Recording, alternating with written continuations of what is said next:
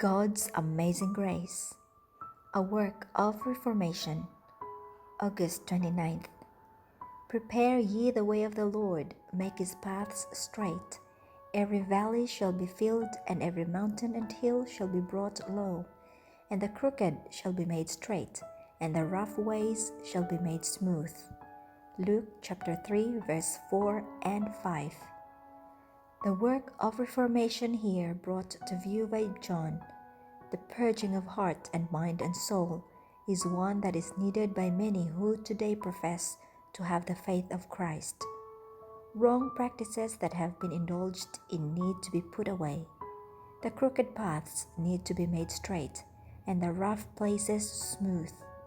The mountains and hills of self-esteem and pride need to be brought low.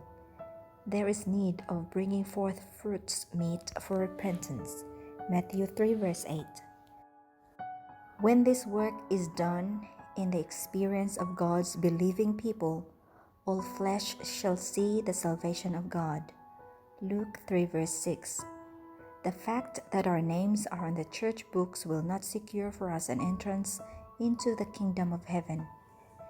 God asks, have you used your opportunities for service and for the development of Christian character? Have you traded faithfully with your Lord's goods? Knowing the will of God concerning you, how have you obeyed that will?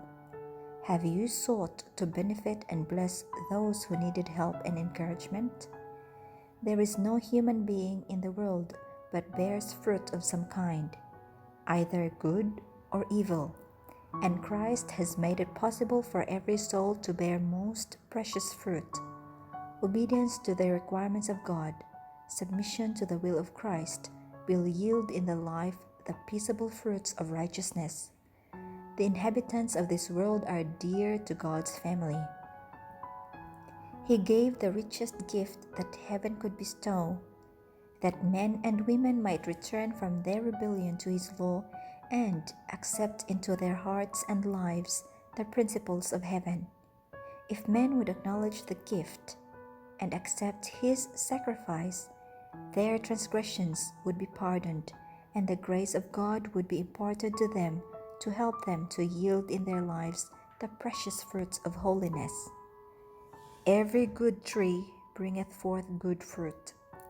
We have a representation to make the world of pure principles, holy ambitions, noble aspirations that will distinguish us from all other people, making us a separate nation, a peculiar people.